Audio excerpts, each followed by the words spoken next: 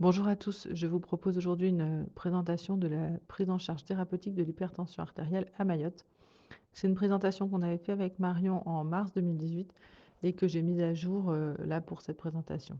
Entendu, même si je vais parler de molécules, aucun conflit d'intérêt. Pour commencer, je pense qu'il est nécessaire de faire un état des lieux de l'hypertension artérielle à Mayotte. On a eu de la chance d'avoir en 2018 SPF qui a fait une étude de très bonne qualité qui s'appelle Unono Wamaoré et qui fait un état des lieux de la santé globale à Mayotte.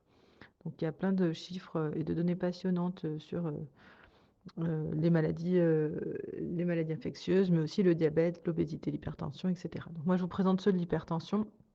Donc c'est une grosse cohorte avec plus de 4600 adultes qui ont été interrogés. Et les chiffres sont très inquiétants sur l'hypertension artérielle.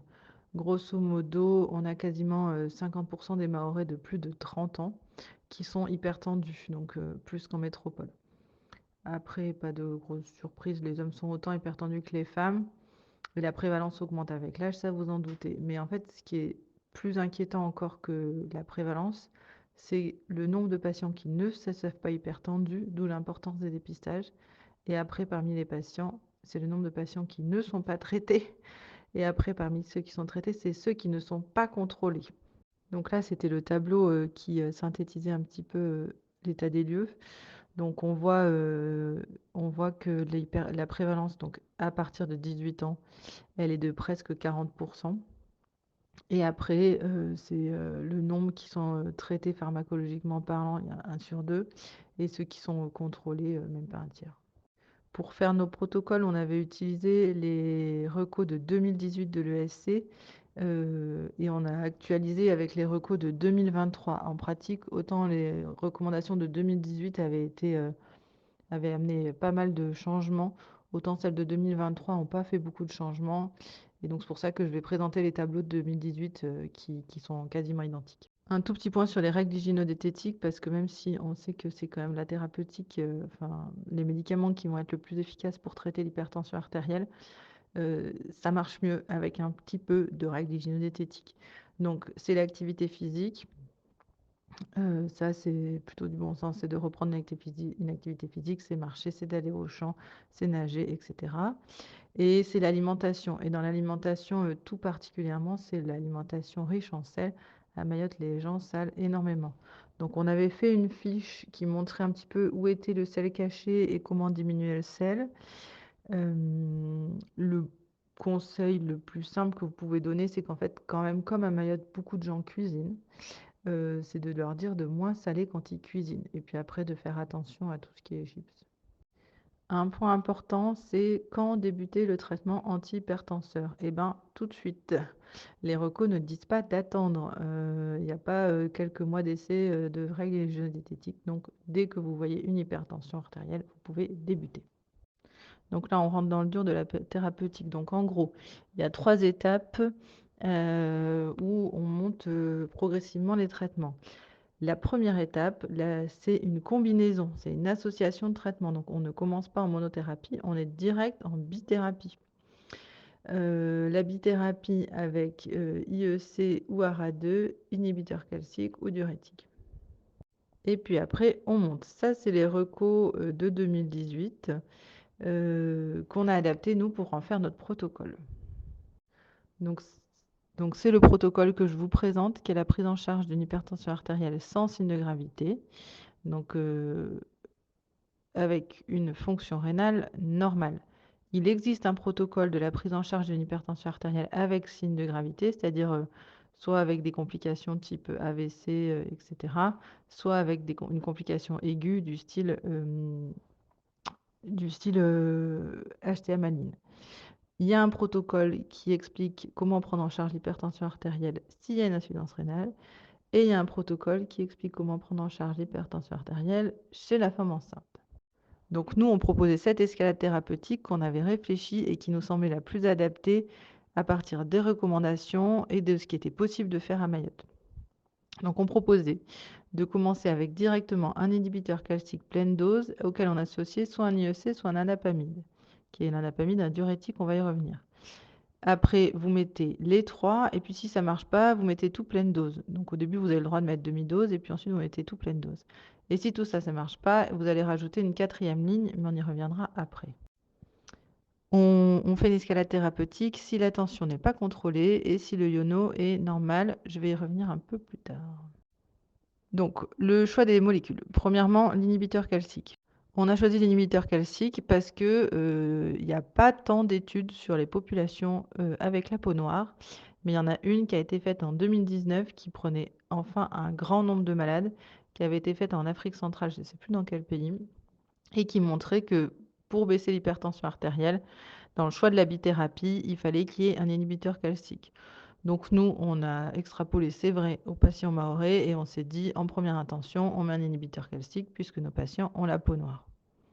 Par ailleurs, l'inhibiteur calcique, il a quand même pas mal d'avantages et principalement celui d'avoir quand même très peu d'effets secondaires et que vous pouvez l'instaurer à tout le monde. Il n'a pas de contre-indication. On choisit l'amlodipine par rapport à l'incardipine tout simplement parce que la demi-vie est plus longue et donc c'est une seule prise par jour. Ensuite, le choix de l'IEC. L'IEC, c'est très intéressant à Mayotte parce que ça va être néphroprotecteur. Et en fait, il ne va pas avoir un effet si fort sur la tension, mais il va avoir un effet vraiment sur la néphroprotection.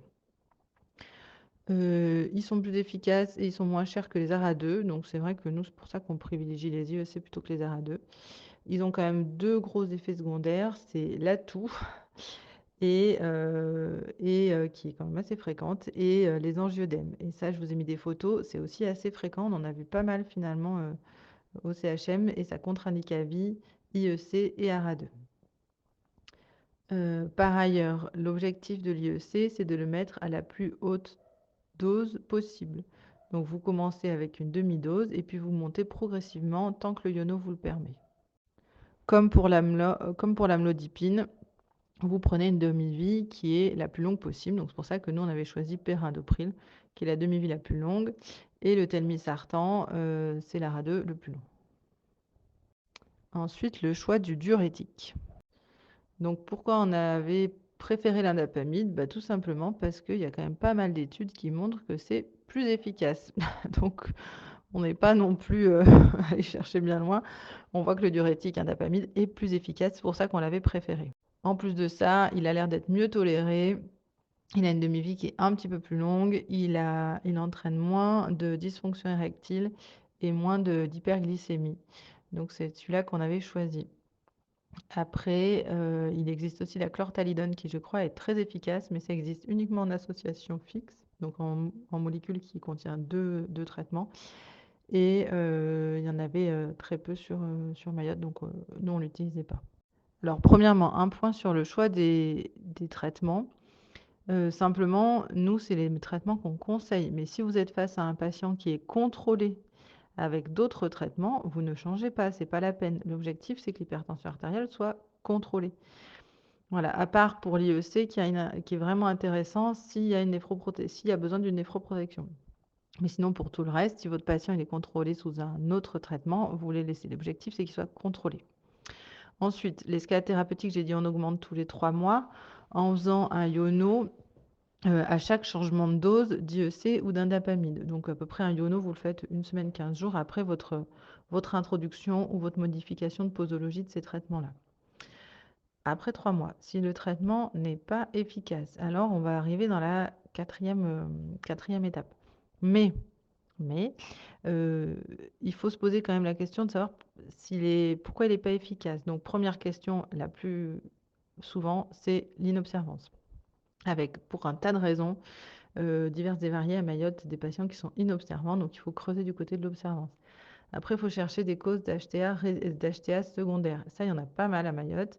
La première, c'est l'obésité, donc ça, ce serait de perdre un peu de poids. La maladie rénale, donc faites des protéinuries. L'hyperaldostéronisme, que vous pouvez retrouver en observant s'il n'y a pas une hypocalémie. Et puis l'apnée du sommeil aussi, qui peut... Voilà, ça, c'est les principales choses à Mayotte. Je pense que si vous avez un doute sur une HTA secondaire, alors il ne faut pas hésiter à demander un avis. Et puis si vous avez fait tout ça, vous avez checké l'observance, l'HTA secondaire, il faut être sûr aussi que ce soit une vraie hypertension artérielle. Donc, vous pouvez faire aux gens des automesures, il y en a qui savent faire, ou vous pouvez faire des MAPA, il y en a disponibles en service de cardio.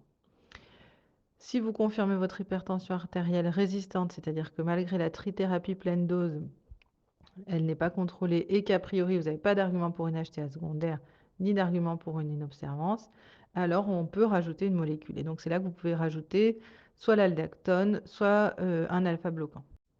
Donc voilà, c'est ce qui était proposé dans les recommandations. L'aldactone à la dose de 25 mg, vous êtes déjà pas mal. Vous pouvez monter à 50. Après, ça va plus être très bien toléré. Et la principale mauvaise tolérance, c'est une gynécomastie qui est en plus un peu douloureuse et l'hyperkaliémie que vous allez retrouver sur les ionos. Les autres antihypertenseurs, il faut savoir qu'ils baissent la tension, mais il n'y a pas d'études qui ont montré d'effet sur la mortalité ni même la morbidité. Donc, ce n'est pas non plus les hypertenseurs, antihypertenseurs de choix, c'est vraiment des antihypertenseurs de seconde ligne. Donc, vous en avez plusieurs. Vous avez au CHM la clonidine, la méthyldopa et l'urapidil. Nous, on trouve que l'urapidil, c'est le plus simple à utiliser. Alors en 2018, il était clair qu'il disait que les bêta-bloquants n'étaient pas conseillés dans l'hypertension artérielle isolée parce que peu efficaces. En 2023, dans les recos, ils revenaient un peu sur ce discours-là. En fait, c'est surtout que les bêta-bloquants, ils ont plein d'autres indications. Et du coup, dans ce cadre-là, et en particulier des indications cardiaques, qui peuvent être prescrits à visée cardiaque et à visée antihypertenseur. Il faut privilégier les associations fixes, c'est-à-dire un médicament qui contient 2 molécules. En sachant qu'au CHM, il y en a peu de disponibles, mais en revanche, en pharmacie libérale, il y a tout ce que vous voulez. Et là, je vous ai mis un tableau des associations fixes les plus fréquemment utilisées. Je vous laisse regarder. Et enfin, je vous ai mis le protocole tel qu'il est et tel qu'il avait été écrit avec les différentes étapes. Donc, je rappelle qu'il existe la même chose pour un protocole pour le patient insuffisant rénal, un protocole pour l'HTA grade 3 et un protocole pour la femme enceinte. Vous trouverez tout sur le site de Cardio Mayotte. En conclusion, je dirais qu'à Mayotte, l'hypertension artérielle est trop fréquente et mal prise en charge. Il faut débuter le traitement dès que possible. On ne peut pas se laisser du temps pour voir comment vont évoluer les choses. On commence par une dipithérapie d'emblée, si possible avec une association fixe. On fait une escalade thérapeutique. Dans le cadre de l'HTA résistante, on se pose la question de l'observance.